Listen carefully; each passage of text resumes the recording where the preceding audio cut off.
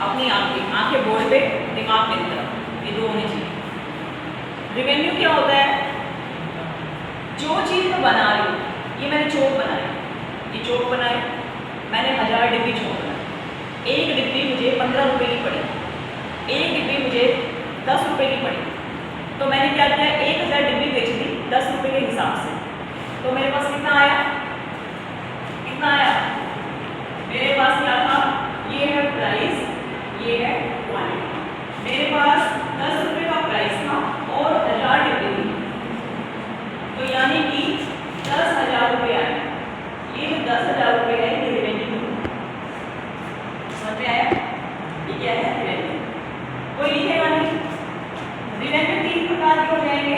एक हो जाएगा आपका टोटल रेवेन्यू, एक हो जाएगा आपका एवरेज रेवेन्यू, और एक हो जाएगा आपका मार्जिनल रेवेन्यू। टोटल रेवेन्यू कैसे लिखिएगा? प्राइस को और क्वांटिटी को मल्टीप्लाई कर दो तो टोटल रेवेन्यू निकल जाएगा। अगर एवरेज रेवेन्यू निकालना है तो टीआर अपॉन में क्वांटिटी रख दो, आपका आ जाएगा। अगर मार्जिनल चाहिए तो चेंज इन टीआर अपॉन में चेंज इन क्वांटिटी, ये निकाल दो, आपका आ जाएगा। क्लियर? अब हम पढ़ते हैं मार्केट। मार्केट हमारे पास डिफरेंट टाइप की मार्केट होती है। मार्केट का मतलब क्या होता है? सबसे पहले हमें ये समझना है मार्केट का मतलब क्या होता है। तो देखिए मार्केट का मतलब क्या होता है, हम पहले कहते थे कि मार्केट का मतलब एक ऐसा प्लेस जहाँ पर बायर सेलर आपस में इकट्ठे होकर और डील करते हैं, उसको मार्केट कहते हैं। लेकिन अब it is not necessary to deal face to face. अभी मैं बैठी हूँ, मुझे डोमिनोज से पिज़्ज़ा खाना है, तो मैं नहीं गई, मैंने यहीं पर मंगवा लिया, तो ऑनलाइन मंगाया है ना मैंने। तो अब तो मार्केट मीन्स डील होनी चाहिए, चाहे वो डायरेक्ट हो चाहे वो इनडायरेक्ट हो, बस डील होनी चाहिए, तो मार्केट इसको बोलते हैं। अब आगे मैंने क्या किया, मार्केट को काफ़ी सारे पार्ट्स में डिवाइड कर दिया। ये जो आपके चैप्टर है ना, ये चैप्टर आपके बन जाएंगे। सबसे पहले आपका चैप्टर आ जाएगा मार्केट, फिर नेक्स्ट चैप्टर आ जाएगा इसके टाइप्स, पहला आ जाएगा परफेक्ट कंपटीशन, जिसमें ये समझ लिया ना, समझ लो आगे का उसने आधा चैप्टर कर लिया था, काफी सारे चैप्टर्स हाफ हाफ कर लिए। मोनोपोलिस्टिक, इक्विलिब्रियम,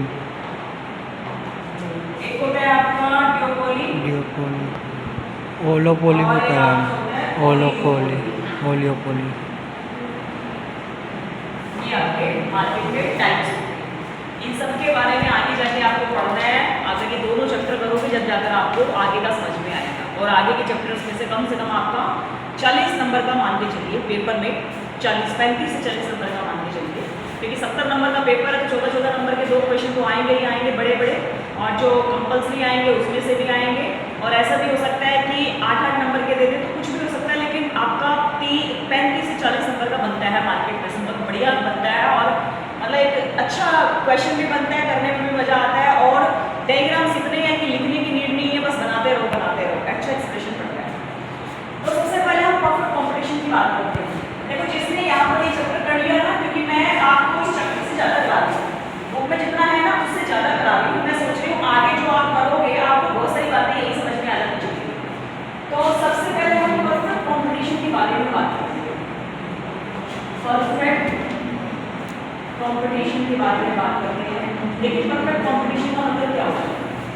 परफेक्ट कंपटीशन का मतलब एक ऐसा बाजार जहाँ पर दुनिया भर के बायर हैं, दुनिया भर के सेलर हैं, यानी कि मतलब नंबर्स ऑफ बायर और सेलर है अनलिमिटेड है। हम सब्जी मंडी जाते हैं, आलू ले लो, दुनिया भर के तो सेलर बैठे होते हैं और दुनिया भर के खरीदार बैठे होते हैं। ब्रिटानिया का डिब्बा हर दुकान पे देखो, ब्रेड के डिब्बे रखे रहते हैं, और ग्राहक भी बहुत होते हैं खरीदने वाले। कितने सारे लोग हैं जो शूज़ बेचते हैं और कितने सारे लोग हैं जो शूज़ खरीदते हैं। तो एक ऐसा बाजार जहाँ पर नंबर ऑफ बायर्स और नंबर ऑफ सेलर्स बहुत ज़्यादा होते हैं। उसके अलावा जो सेलर है हर शॉप पर एक जैसा प्राइस मिलेगा आपको। आप ब्रेड का डिब्बा लेने चले जाओ, मान लीजिए ये एक गली है जिसमें मैं रहती हूँ, और इस गली में 4 शॉप है, A, B, C, D। एक ब्रेड का डिब्बा, ब्रिटानिया का डिब्बा सबसे बड़े वाला 50 का मिलता है। अगर इसने 51 का कर दिया, अगर इसने 52 का कर दिया, और जाएगा, लेकिन अगर इसने 53 का कर दिया सारे यहाँ जाएंगे, तो कम से कम वो देखेंगे। और इस वाले बाजार में बड़ी इंपॉर्टेंट बातें बता रही हूँ मैं, और इस वाले बाजार में कोई भी प्राइस ज़्यादा नहीं करता। प्राइस ज़्यादा क्यों नहीं करता, उसका कारण ये है कि जो प्राइस डिसाइड किया जाता है ना, वो सारी फर्म्स मिल जाती है, सारी फर्म्स मिलके इंडस्ट्री बनाती है, और फिर वो इंडस्ट्री प्राइस डिसाइड करती है कि हमें किस प्राइस पर अपने प्रोडक्ट को बेचना चाहिए। जब उन्होंने प्राइस डिसाइड कर दिया, तो मान लीजिए कोई आदमी अपने प्राइस को कम करता है तो वो नुकसान में खाएगा, क्योंकि ऑलरेडी प्राइस ऐसा डिसाइड किया गया है जिसके अंदर सारी कॉस्ट, आने जाने का खर्चा, सारा टैक्स वगैरह सब इन्वॉल्व होकर एक इंडस्ट्री ने प्राइस डिसाइड किया है। इसीलिए इस वाली मार्केट के अंदर हमारा जो कस्टमर है वो एक जैसी कीमतों पर प्रोडक्ट परचेज करता है, कम से कम पर परचेज करता है। अगर कोई आदमी ज़्यादा पर बेचता है तो वो नहीं जाएगा, क्योंकि परफेक्ट कंपटीशन है। परफेक्ट कंपटीशन का मतलब जो हमारा मार्केट के अंदर प्राइस है वो एक जैसा रहेगा। ये वाली बात समझ में आ गई? अब देखो इधर आ जाओ, अब देखो ये है प्राइस, ये है क्वांटिटी, इससे निकालेंगे हम PR, इससे निकालेंगे हम AR, और इससे हम निकालेंगे M। मैंने कहा है 5 क्वांटिटी रख देते हैं, 2 3 4 5। प्राइस मैंने कहा है जैसे रखते हैं सबके सब 10 रुपये का डिब्बा ब्रेड का रख लेते हैं। चलो ब्रेड का डिब्बा 10 रुपये का रख लेते हैं। 10 रुपये 10 रुपये 10 रुपये 10 रुपये 10। ठीक है, तो इन दोनों को मल्टीप्लाई करके आएगा 10 20 30 40 50। AR निकालो इसके अकाउंट में, ये क्या आ जाएगा 10 10 10 10 10। MR क्या आएगा, माइनस करते चले जाओ, 10 10 10 10 10। क्लियर है सबको? सबको समझ में आया अच्छे से? आप डायग्राम बनाते हैं, जब हम डायग्राम बनाएंगे तो हमारा यहाँ हम रखेंगे रेवेन्यू, यहाँ हम रखेंगे आउटपुट।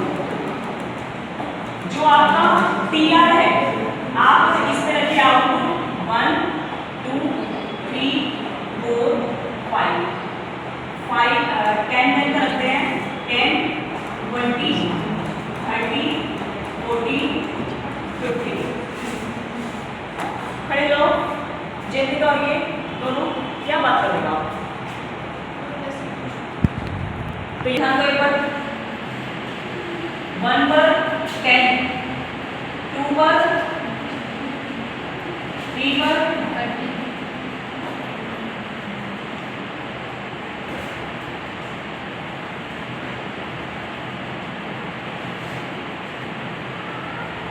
सारे पॉइंट्स को जब मिलाओगे तो बिल्कुल सीधी रेखा जाएगी। समझ में आ गया? बिल्कुल सीधी रेखा जाएगी। क्लियर है सबको? इसके साथ ये तो बन गया आपका PR, इसके साथ बनाते हैं AR MR। देखना एक बार 1 2 3 4 5 यहाँ रखते हैं MR और AR। रखो 5 10 15 20। कितना है AR MR? 10 10 है ना? यही AR है, यही MR है, यही प्राइस है। मोस्ट इंपॉर्टेंट बात है, मोस्ट इंपॉर्टेंट। देखो प्राइस की लाइन किसे है, AR की लाइन किसे है, MR की लाइन किसे है। समझ में आ गया? क्लियर है सबको? यहाँ तक किसी को डाउट हो तो बताओ। है किसी को डाउट? No ma'am. नहीं, चलिए आगे चलते हैं।